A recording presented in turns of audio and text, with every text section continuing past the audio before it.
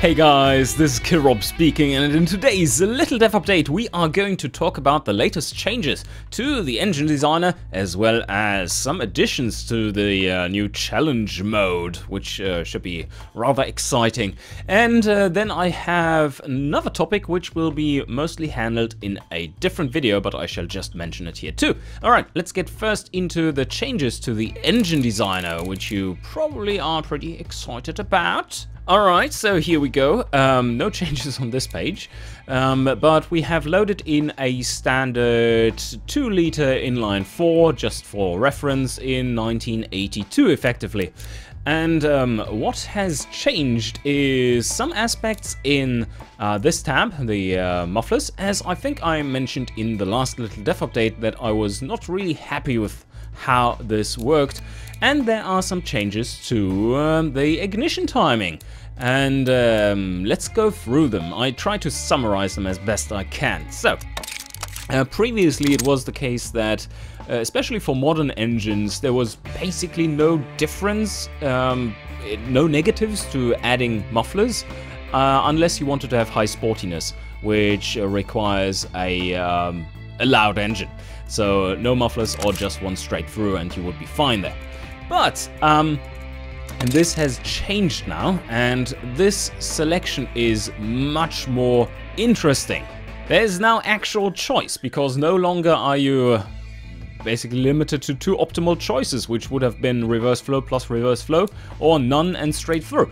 And that was really boring, and considering how much space this takes, that is definitely not what we want to have here, because all the other tabs are filled with rather interesting design choices, and then you come here and it's just like, yeah, whatever. And that is not good. That's not what we want for the game. So, what has changed? Well, first muffler and second muffler now make a difference. So, the first muffler does restrict flow more and has less effect on the loudness. So, if we choose this one, we have 52.2 loudness and a flow of 87.2. But if we switch it around, we have 98.8 and we have a loudness of 40.2. So that's a massive difference. This muffler, the second one, is more efficient and does restrict flow less.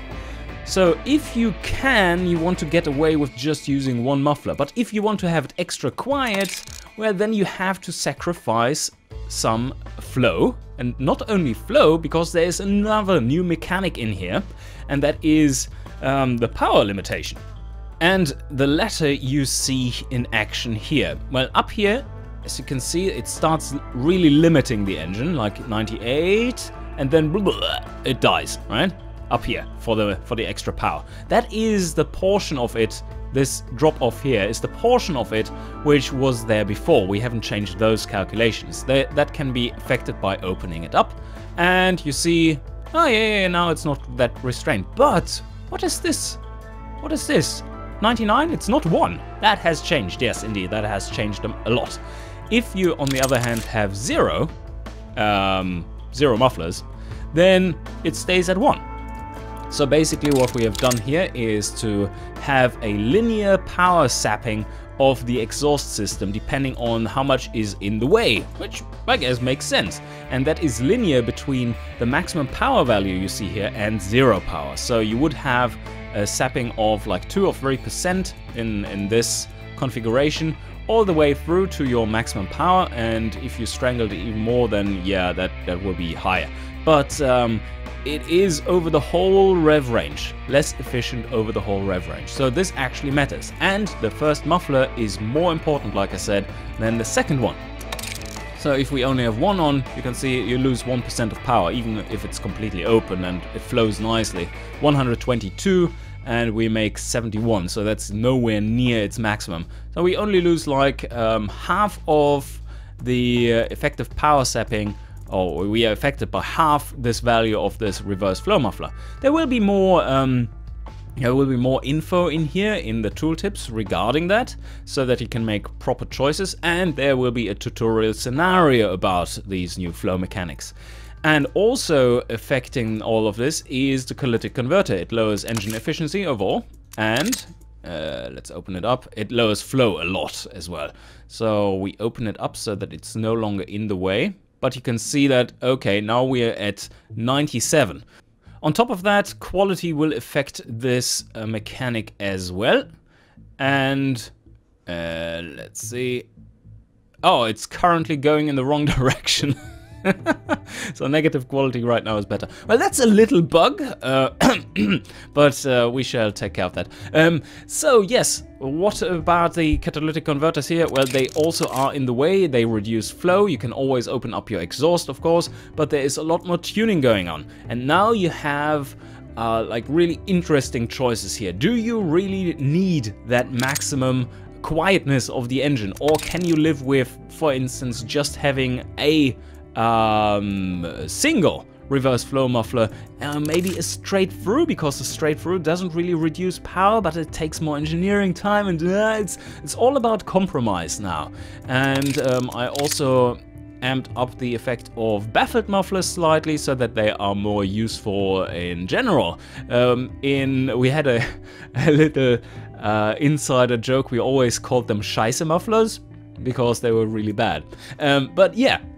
So overall, just a lot more design decisions for you, the player, to do in here, and this now actually makes some sense. Great stuff. I'm really happy with how it works now, apart from the bug in the quality going the wrong way around and shit. But yes, let's talk about the ignition timing. How can this one be made more interesting? And I think the delineation there should be, what is this timing for, really? Well, the timing is for determining how early or late, retarded or advanced the spark is. So what does that do for modern fuel injection systems? Well, that's a ridiculous thing to choose for modern fuel injection systems, because that is all handled by the ECU.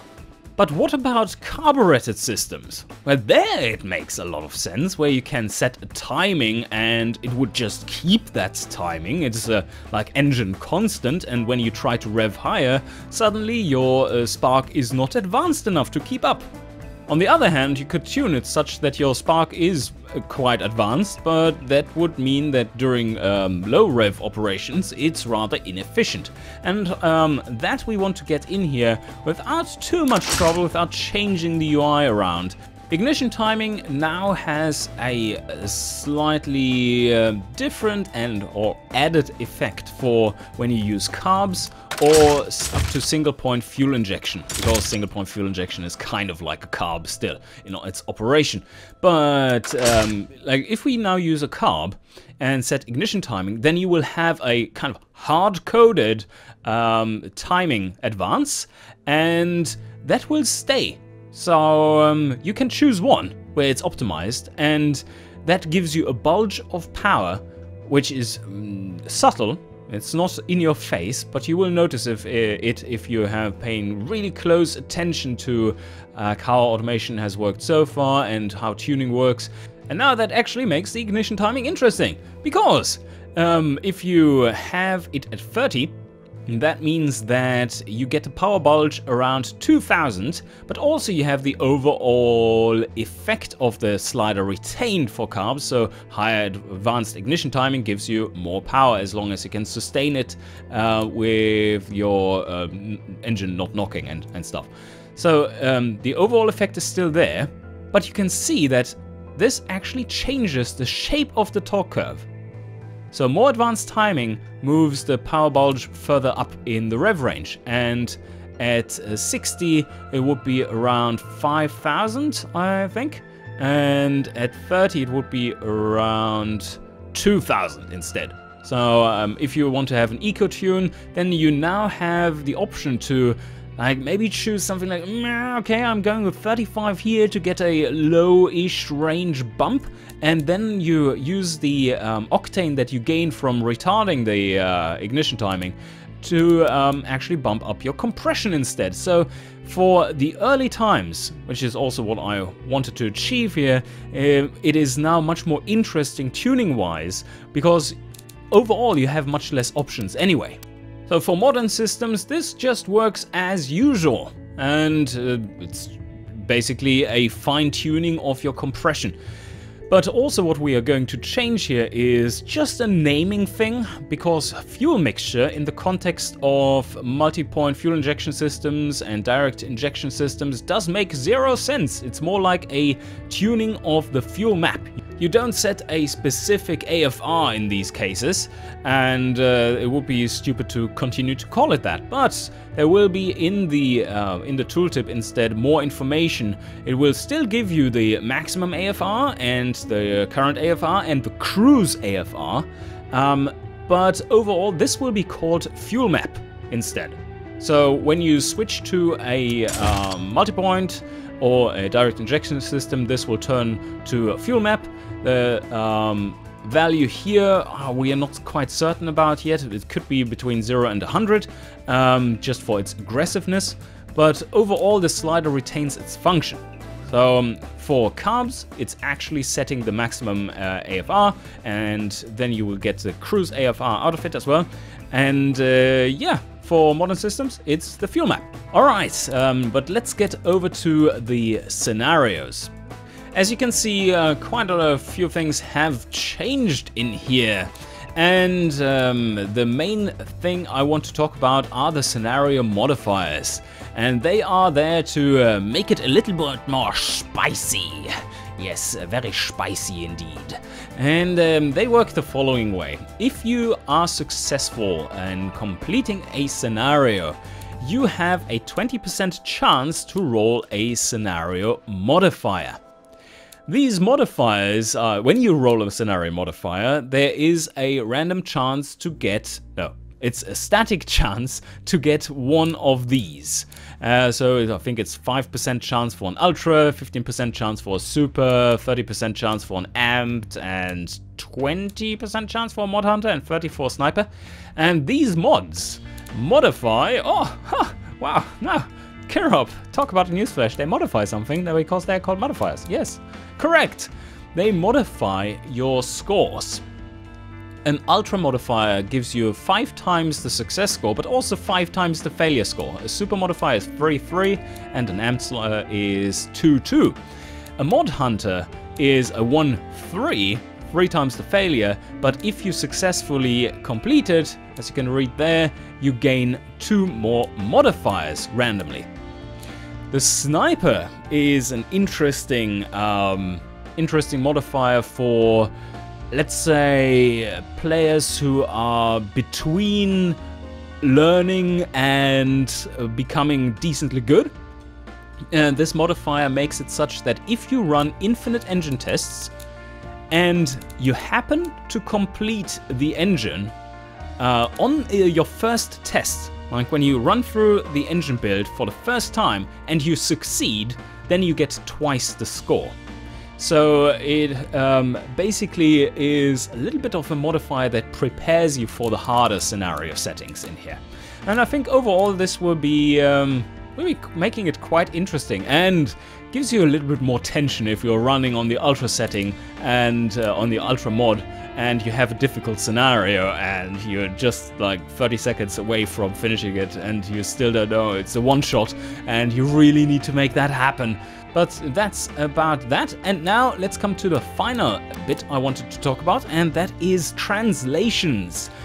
We are now ready to get people into making the translations for the existing languages or partially existing languages, and that would be German, Spanish, French, and Polish.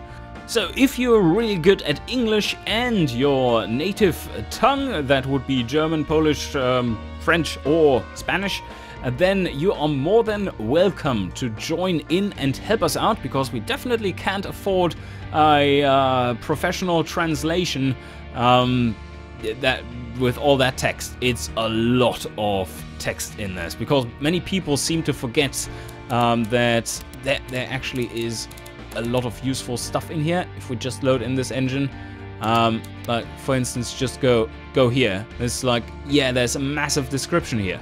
And all that stuff needs to be translated. So, yeah, that is what is up next. I've finished proofreading and correcting all the English strings, bass strings, and now that makes it ready for you to actually jump in. And of course you would be mentioned in the credits if your contribution is significant enough overall. The translation platform we are using is Crowdin, but like I said, I'm going to make a little separate video with more details about this, and I really hope you check it out and help us out so that we can make this happen for the next big release. So that some people that are less fortunate in their English skills can play the game as well. That would be splendid. Alright guys, that is all for today. Hope you enjoyed, and see you guys next time.